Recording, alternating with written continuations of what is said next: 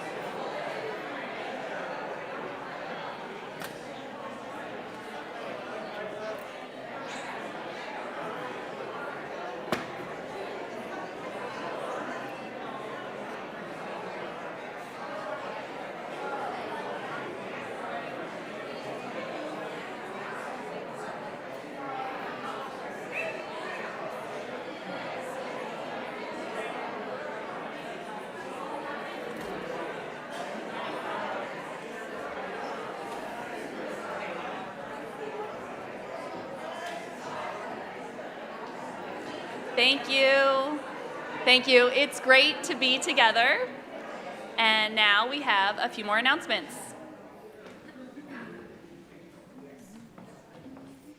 Good morning. I have a few announcements this morning. First, next week we will be coming together around the topic of death and grieving. This is our heavy time of year. We are going to be making an altar up here in honor of those who have died.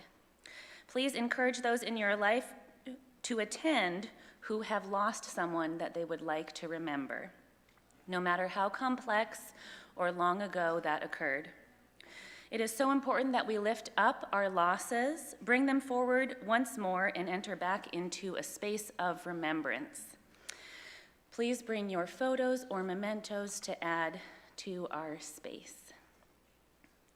And now, secondly, you may know that our service today is about healing from sexual abuse. We have thought very deeply about this service and feel that it is important to create this space of healing. This is a space not just for people who have experienced this abuse, but also for people who love people who have experienced this abuse and want to learn more. This is a tender space, and we encourage you to take care of yourself here in our sanctuary. We will be singing, listening, meditating, and doing some light embodiment work, maybe doing this with our hands. We hope that this space will be a healthy container for you. However, if you do get overwhelmed, we have two lovely mental health professionals here today, kind of our chaplains of the day, who you can signal to if you'd just like to sit with someone outside in the Sager room. Is Vicki here, or Twyla? Could you raise? There's Twyla, there's Vicki. Don't be shy, they're nice people. Before we continue on, I want to quickly discuss some of the ways that we keep SMUUCh safe and explain just a few of the systems we have in place here that any of us can participate in to promote accountability and safety. One of the beautiful things about church is that it is an accessible building in an open community. But part of that means that, like life, anytime we go out, we open ourselves up to the potential of harm.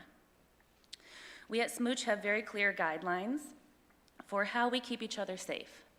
For example, our child safety policies state that no adult is ever alone with a child. Even, and perhaps especially clergy, myself, I only meet with underage people with another adult in the adjacent room and the door ajar. We do this not because we assume the worst in people, but because it's best practice and because we all play a role in keeping everyone safe. I hope that any of the things that are brought up today for anyone of any age, that you feel that you can speak to myself or any of our staff about it. We have OWL teachers here. OWL is Our Whole Lives, which is a comprehensive faith-based sex education program that we run here at church. We're talking about this because many of the places that should be talking about it don't. And those spaces are where abuse is more likely to happen. Thus, we are leading the service today with transparency and honesty. Statistically, we realize that in any community, there are also potentially people who have been perpetrators of violence at some time in their lives. I want to strongly encourage anyone who is carrying that on their heart with them to start or continue on your path of restorative justice today. We do not have anyone in our church who is currently on a registry, but we do have regional and denominational practices around restricted areas of the building, behavioral covenants, and buddy systems. We do all of this because it's so important that we create a culture of accountability and safety. Thank you.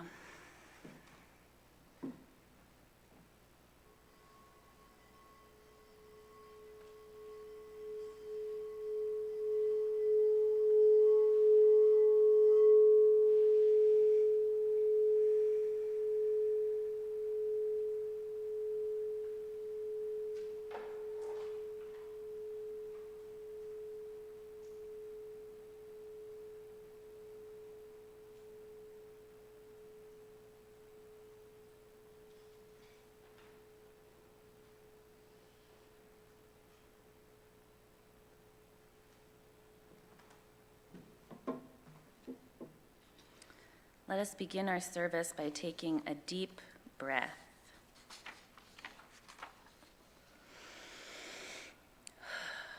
When your eyes are tired, the world is tired also. When your vision is gone, no part of the world can find you. Time to go into the dark, where the night has eyes to recognize its own. There, you can be sure you are not beyond love. The dark will be your womb tonight.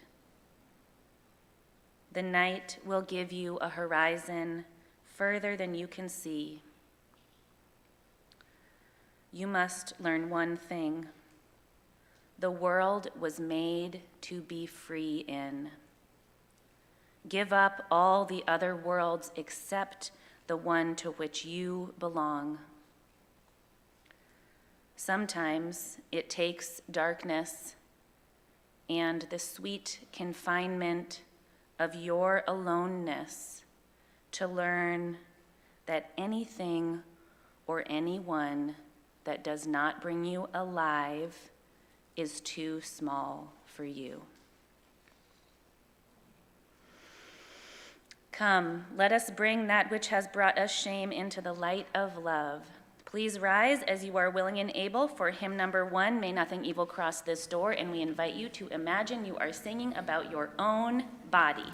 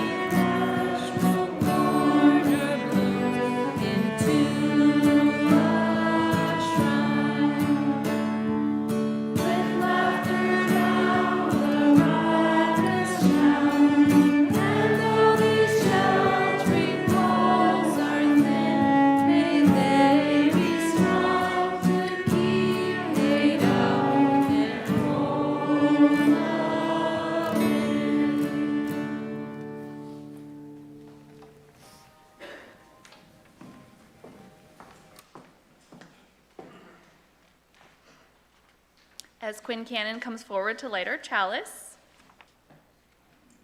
let's all say together, love is the doctrine of this church. The quest for truth is its sacrament, and service is its prayer. To dwell together in peace, to seek knowledge in freedom, to serve humanity in fellowship, to the end that all souls shall grow into harmony with the divine. Thus do we covenant with one another.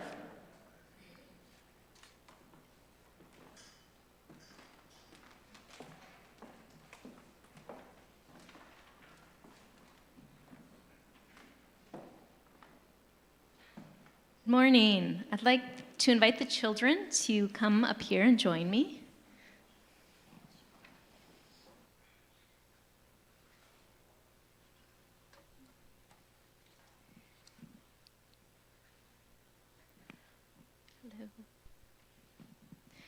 All right, today we are going to talk about our bodies. Who here has a body? That's good. There's not any like floating heads just out there. That would be kind of strange. Who here has a body that is strong? Who here has a body that is capable? Who here has a body that feels pain? And who here has a body that can heal? We all have bodies, no matter what they look like, what our age is, what we've been through, and all of our bodies have feelings. And there's a lot of power in naming our feelings. Whose body feels tired right now? Yeah. What about energetic? Yes. All right, I just want you to take a moment to think about how your body is feeling right now.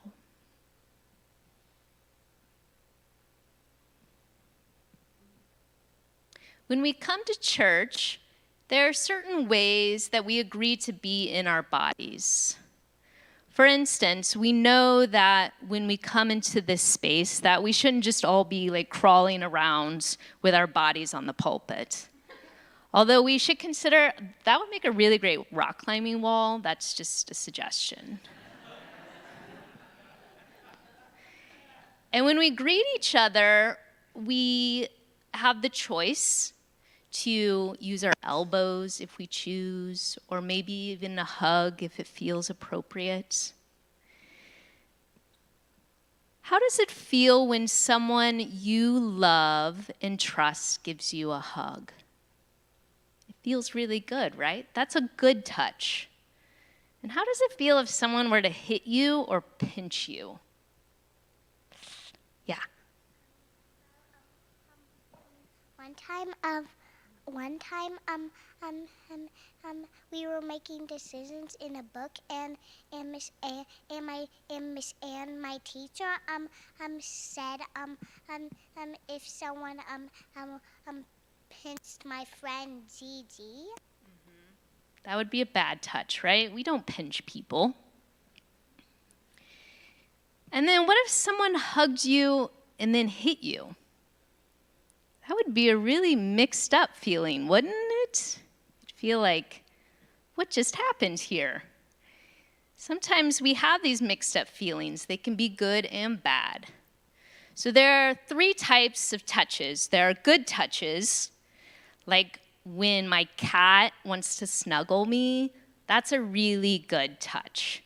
And I enjoy it so much, and it happens so rarely, that I make the point to tell my husband and son, Gio, our cat, let me snuggle him.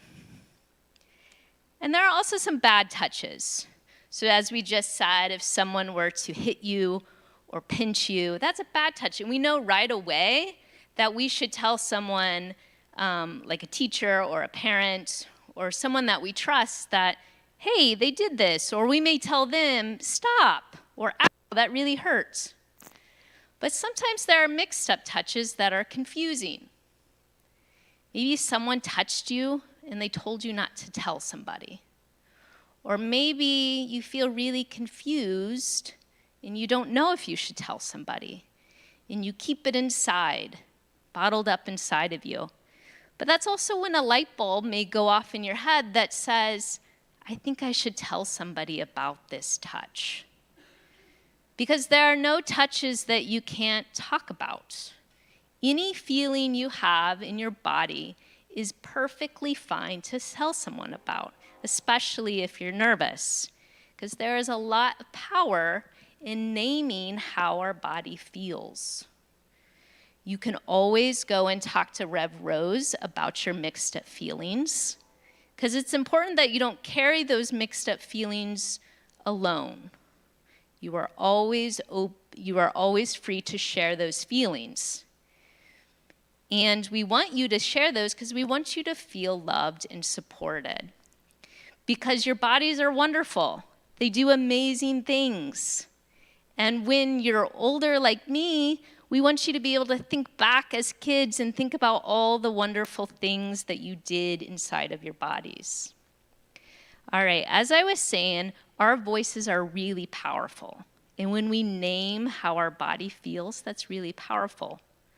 And when it comes to touches and feelings, we are always free to say no. So what I want us to do is we're going to practice screaming no. Who can scream? There, they've already got one practicing. All right, good job. So on the count of 3, we are going to scream no. Got it? 1, 2, 3, no! That was good. All right. Now I want to invite everyone on the count of 3. 1, 2, 3, no! All right, one more time, because practice makes perfect. 1, 2, 3, no! All right, wonderful. All right, before we leave, though, Rev Rose wants to talk just a little more, so you guys can stay here, and then after that, we'll walk to our classrooms.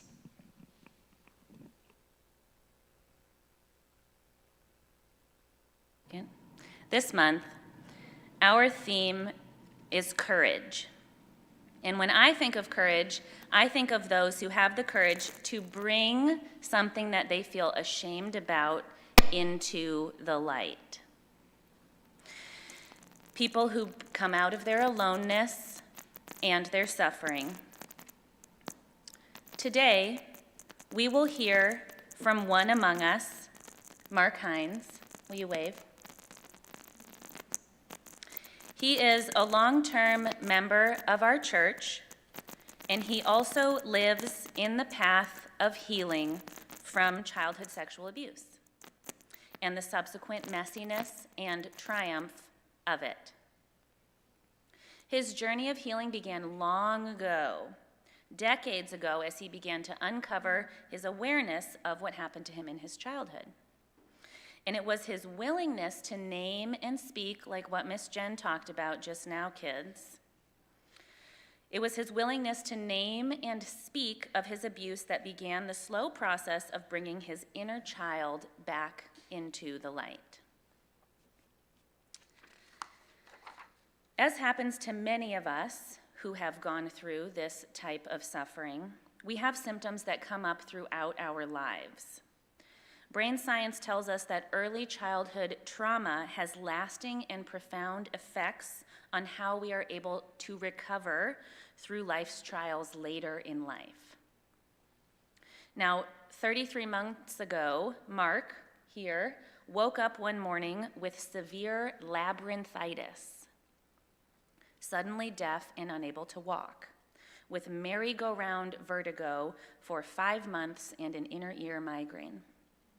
Since that day, he has been on a path of recovery to retrain his brain. Now, was this sudden illness a manifestation of post-traumatic stress disease? We don't know. But we do know that in his work to grow new neurons and heal his brain, he drew heavily on the mindfulness practices and compassion practices that he used in his recovery from childhood abuse. And this encouraged his neuroplasticity and his recovery. Now, children and youth, I want you to hear me say that in our lifetimes, there will be times when we don't know what to call something. Imagine if there was a dog, but we didn't have a word for the dog. We would have to describe it in all these other ways, when I could just say that's a dog, and you'd be like, oh yeah, I know what a dog is. Now, Mark here had this mysterious dizziness illness for many months, and they didn't know what to call it. Yeah. And what would that make you feel? Mixed up, of course. It's the same when someone has a mixed up touch and can't name what happened, or is too ashamed to know what happened.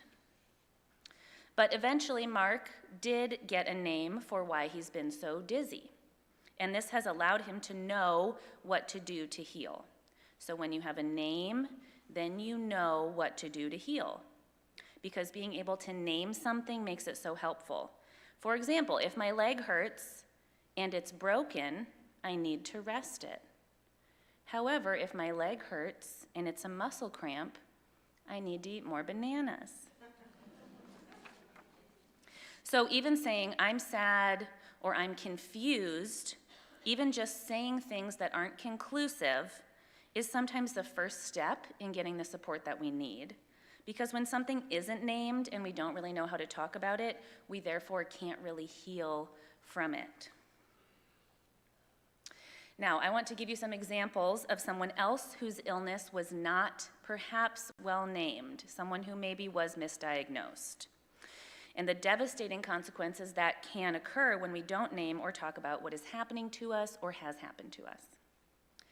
Now, who here knows who painted this beautiful painting? Who was it? Vincent van Gogh. It is a beautiful, dizzying, swirling painting. Can you see how it's all mixed up and it's all swirls? His name was Vincent van Gogh, and he was alive not that long ago in the perspective of things in Europe. Well, many years ago, it had been thought that Van Gogh was insane, delusional, because he endured so much in his life, and he exhibited symptoms of extreme suffering. He also painted these paintings that expressed such a warpy interpretation of that suffering, of his feelings of perhaps being lonely. But we know from the letter, this is another painting by him, we know from the letters that he wrote to his brother that while he was painting these beautiful works of art, he must have felt something like this. He behaved in such a way that people around him eventually put him into what was then an insane asylum, but none of it helped. And he eventually became outcasted and finally came to a moment when he self-harmed and famously cut off his own ear. Let's pause for a minute and think about our ears. Can you guys touch your ears? Can you see over here how Mark has a device on his ear? This is called a cochlear implant, and it's there to correct something in his inner ear. Now, recently I read a theory about Van Gogh that reminds me of how important it is to have an accurate word for our experiences. This article suggested that maybe Van Gogh wasn't insane, maybe he wasn't psychotic, maybe he was dizzy. For all of his symptoms line up with a disease that we now call Meniere's disease, which is an inner ear disorder that causes extreme and unremitting dizziness and nausea. Let's look once more at these paintings. Now, in medicine, it is thought that the experience of dizziness, vertigo, nausea, spinning are as uncomfortable and as debilitating as acute, prolonged, unbearable pain. Van Gogh's suffering was never looked at through the lens of the inner ear, and he suffered so terribly and in such isolation that he eventually could take it no more. And only his brother was at his bedside when he died. For when we do have a name for what is happening to us or what has happened to us, our inner world ceases to be confusing, isolating, and distorted, and as dark and dizzying as a Van Gogh painting. Therefore, if you are being bullied, the first thing you should say is, "I'm being bullied." And name what is happening, because it's best to bring our experiences out of shame. Shame thrives in silence and aloneness. That's where it wants to stay.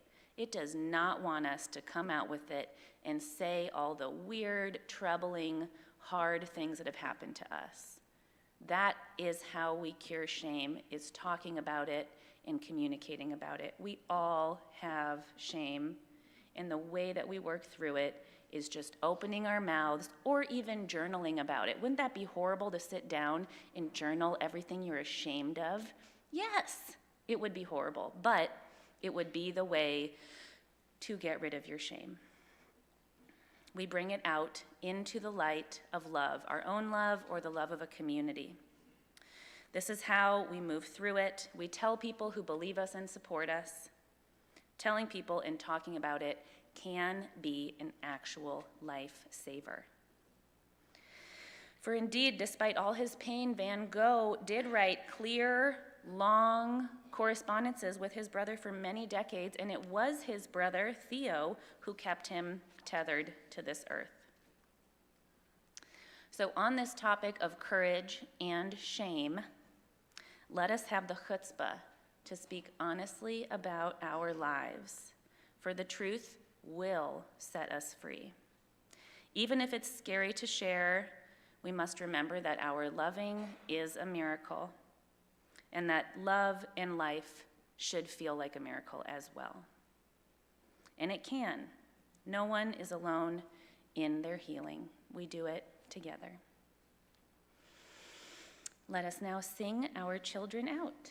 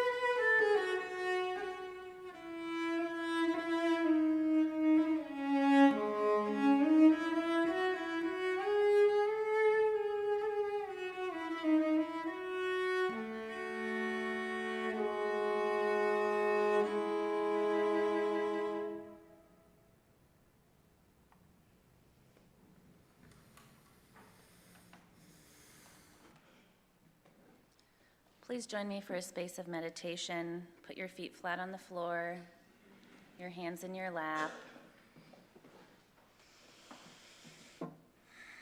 Close your eyes. We're going to sit here for a moment. I invite you to begin by breathing into your belly like it's a balloon filling with water. And when you breathe out, you can imagine a spout coming out of your heart space, reorienting ourselves to our source, our grounding.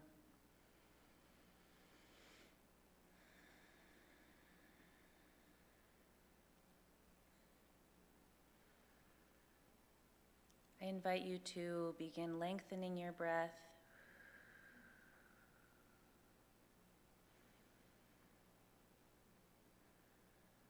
Drawing your awareness to when your breathing comes to its very top of a breath. And when your breathing comes to the bottom of a breath, noticing the movement in your torso,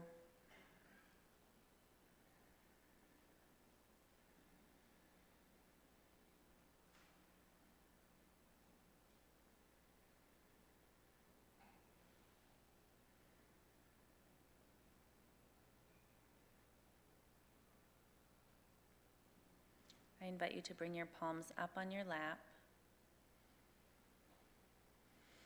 And we're going to do some connecting embodiment exercises. So as you breathe in, extend your fingers back and out. And as you breathe out, curl them inward.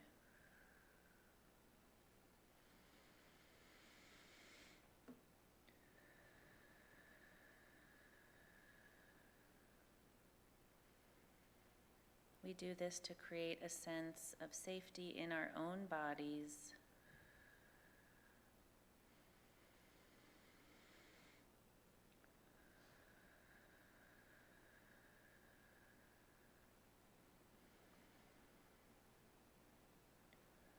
If you find your mind wandering, just bring your attention back to the feeling of your fingers. If it's painful, do it less. Or find another place in your body to do a gentle, repetitive movement.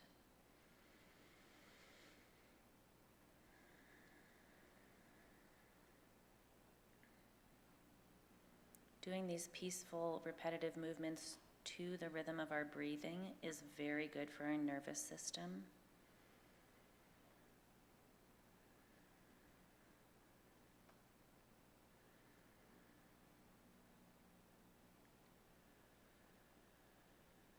And then as you breathe out and your fingers curl in, start to imagine there's a ball of golden energy in your palm.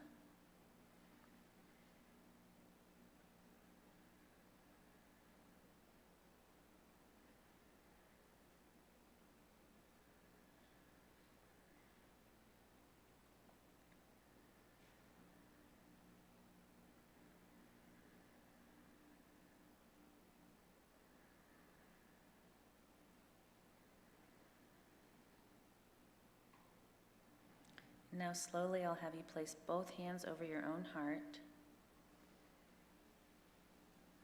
and then repeat after me. May I be free from suffering. May I be free from harm. May I be free. Take one more deep breath. Breathe it out like you're blowing a pinwheel.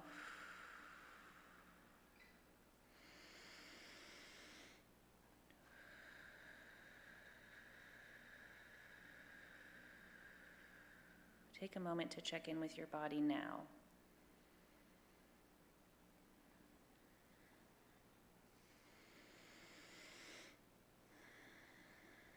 You may put your hands back in your lap, open your eyes, blessed be, and amen.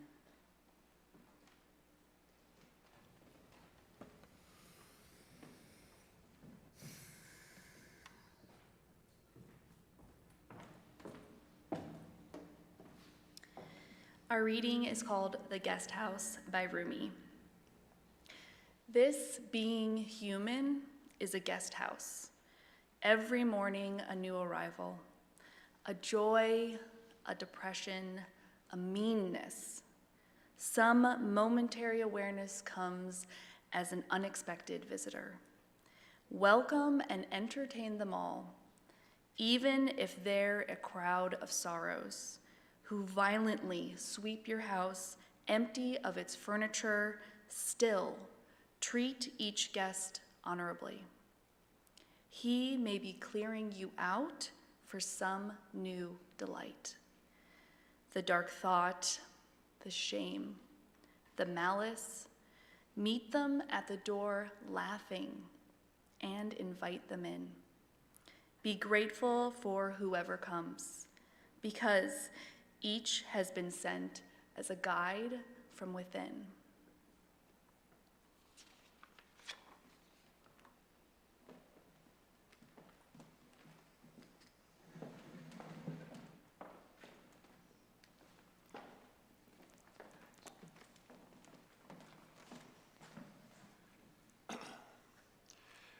I had originally talked to Rose about giving a talk on my journey with what my diagnosis is, which is vestibular migraine.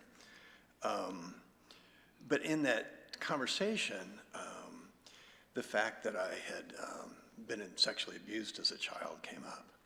And part of that journey of healing in migraine has been applying some of those lessons of mindfulness and self-compassion.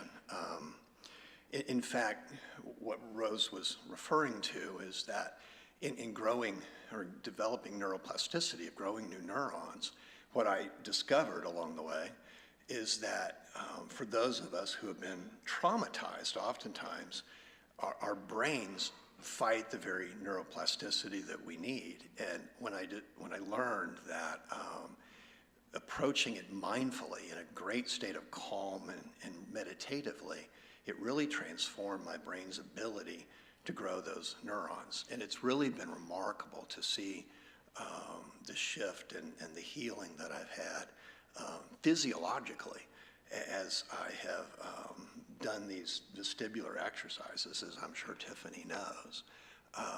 Literally, my brain found my feet, like my brain thought my feet were invisible when I walked. I am giving this talk today with a few symptoms. The room's moving 6 or 8 different directions, in case you didn't know. So perhaps you'll grant me a little bit of grace today. And like I said, when we talked, I told Rose that I had been sexually abused as a child.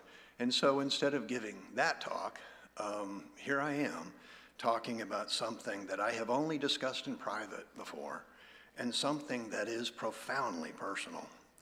And yet, if we can, as a community, love those who have been affected by childhood sexual abuse, which is tragically common, then I am glad to be standing here today. Just this breath. I could barely catch mine, shaking almost catatonically in the corner, filled with terror and pain. I was 4, and he was 5 times my size. Someone I dearly loved and adored. I'd just been violated. It was my first conscious memory as a human being. She liked to play doctor in humiliating ways. At its core, sexual abuse is about power abuse. The person most trusted for my care broke the most sacred trust a human being can have. I came to her when my tummy hurt, and the medicine she dished out was to violate me all over again. As John Bradshaw termed it, soul murder. I learned early on that love wasn't safe. Gasping for air when I was only 7, I thought I was going to choke to death, and I'm sure you can figure out why. I will never forget the smell of that musty basement.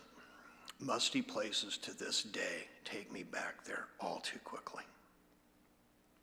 Children internalize trauma. It's worse than the trauma itself. Children can't conceive that the adults are so deeply flawed. We almost universally believe that it's our fault. I did as well. I think it's one of the most difficult parts of healing, but it's also one of the most beautiful moments of healing, and there will be many of those moments along the way. Shame grows in darkness, and it heals in the light of love. The reason I'm willing to stand up here today is I want to bring sunlight to the subject we tend to only whisper about. No one goes through those early experiences without it having a powerful emotional impact. We've discovered it even impacts the way our brains develop, and we're going to have to do some work to heal. What was A rational response to a crazy environment becomes an irrational response to a normal environment. Like a war veteran diving under the table when he hears a car backfire. Many of us grew up learning that love was the most dangerous thing on earth. Pedophiles often use it to groom us, to set us up. And to our young minds, nothing seems love seems nothing less than life-threatening. I remember experiencing panic attacks when I read my kids' books when they were in the footy jammy stage, exactly because I felt so much love in my heart. Rarely do you feel closer to a human being than when you're snuggled up with a beautiful little child, your own kid. And yet on some deep subconscious level, love was still terrifying to me. I was a 6'2", 220-pound man, and I could squat 400 pounds. And yet cuddling with a 2-year-old in footy jammies triggered panic attacks. It made absolutely no rational sense, and yet I'd done enough work that it made perfect sense. Our bodies remember, our brains remember, and in my family of origin, feeling love was a dangerous thing. Someone was coming to get me. Every single morning in my 20s and 30s, I woke in pure terror and panic. This vague sense of someone was coming to get me. Needless to say, I dreaded going to bed every night. The worst part of what pedophiles do isn't the act itself. That happens once or a few times. For some kids, it unfortunately happens many. It's the lasting impact that happens thousands of times over, again and again and again and again. And yet, there is so much more than hope. Somewhere along the way, I discovered the work of John Kabat-Zinn. Having dabbled in meditation for a few years, his work took me on a much deeper journey. I discovered in that quiet gap between my mind and the searing numbness of depression that somehow,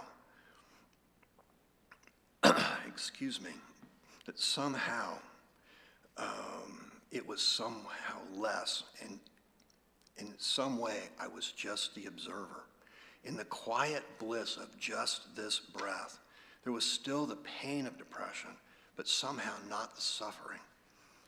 In 10 minutes, there's no way I can even attempt to give an overview of all the modalities of care available. But the understanding of trauma has come light years, even when I started down the path of healing. We know so much more about how trauma impacts the brain and how to treat it. There's a solid lineup of evidence-based approaches.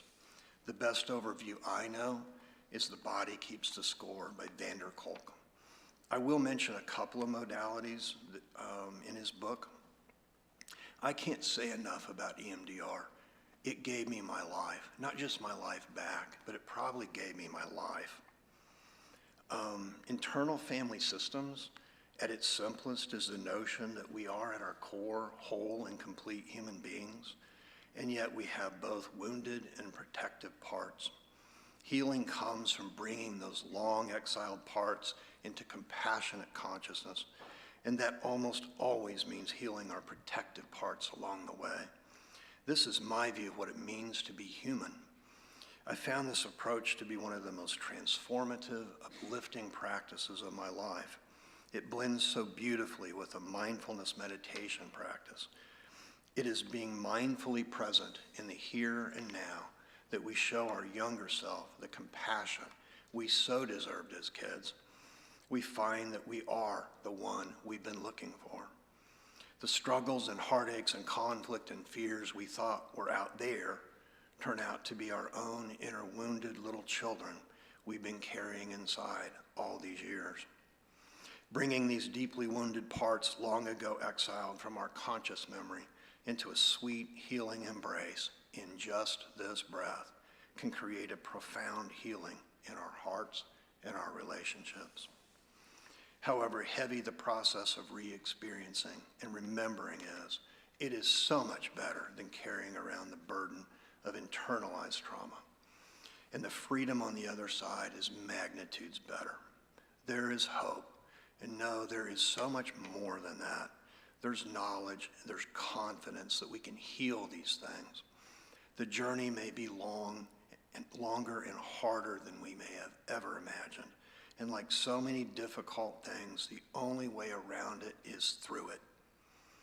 I never planned to give this talk, but I absolutely knew that when I agreed to be so public about something so deeply private, that some feelings would come up, and they did.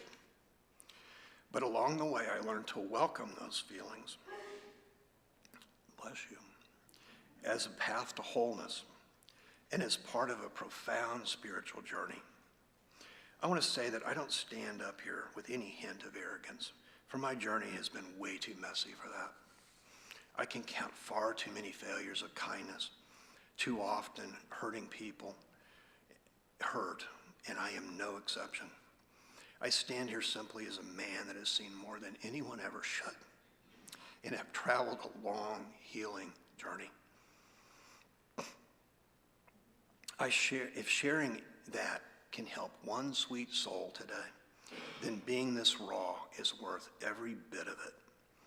There are blessings in this journey available to all of us, blessings that I might not have had otherwise. The gift of deep empathy, the gift of courage, even the gift of genuine toughness, but a gentle toughness. If that 4-year-old can get up off the floor, what else can life really throw at me? A toughness gentle enough to sit with another's pain, no matter how difficult their heartache may be. Ultimately, we don't fear what's out there. We fear how we might feel about it. So if we embrace even our most difficult emotions as gifts in just this breath, what is there really to fear?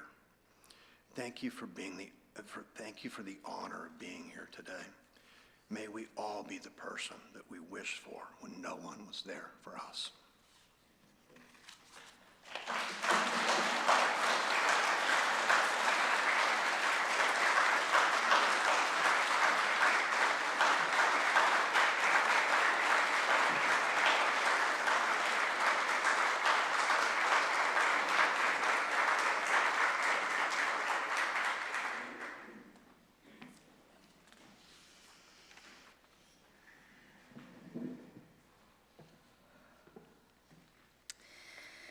In a few moments, we are going to partake in a short ritual while we sing. We are going to turn a few of the lights down, and I'm going to light these Joys and Sorrows candles, and we have a bowl of water for all the joys and sorrows around this topic that remain silent in the unspoken sanctuaries of our hearts, in hope that we will have the courage one day to share those with others. This month, as we wonder what it means to be a person or a people of courage, we invite you into a space of courage to come forward, to bring your shame into the light of love of this community, and show up in solidarity with the other people in this space who may be hurting silently alongside of you with lifelong effects of sexual abuse. People like Mark, people like myself. Please come forward and light a candle if you wish to identify yourself and bring your shame into the light.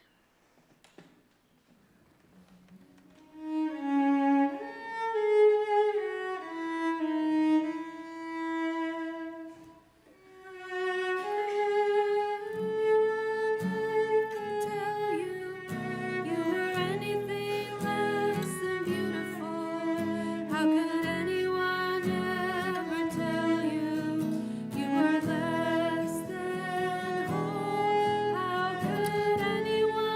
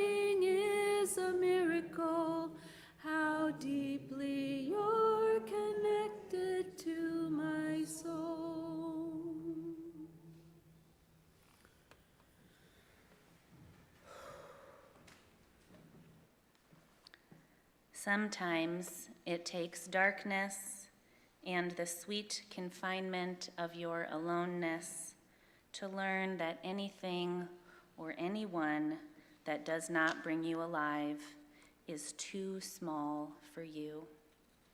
Thank you all for being part of this beautiful service and encouraging each other in coming out of your shame and into the light of love. I know many of us who may not be survivors love someone who is, and you're welcome to come up after the service and light a candle for them in honor of them as well. Blessed be, and amen. The work of the church depends on us. The offering will now be given and received in grateful appreciation of our shared values.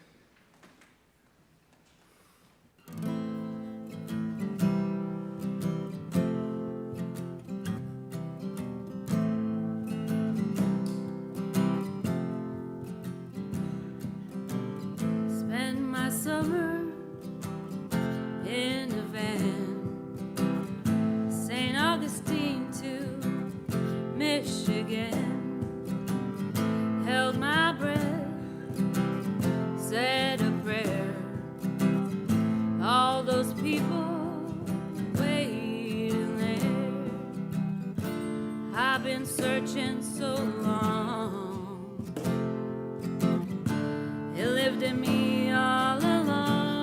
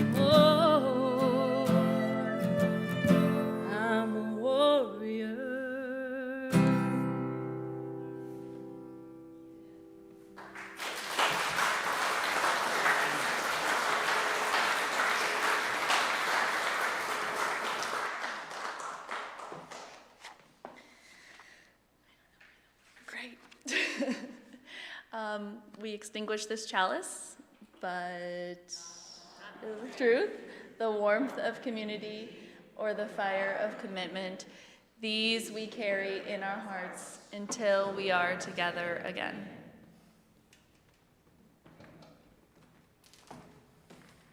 Please join us for our closing hymn. Though I may speak with bravest fire, Cello Ben will play it through once, and then we will sing it together. Please rise as you are willing and able.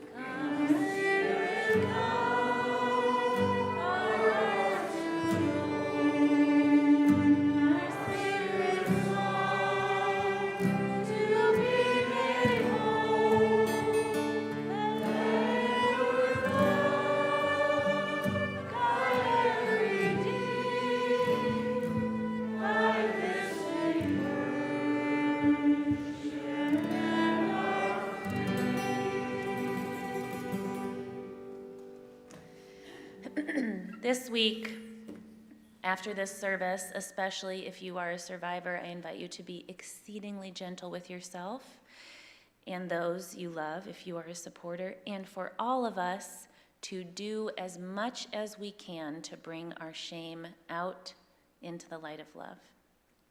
Go in peace.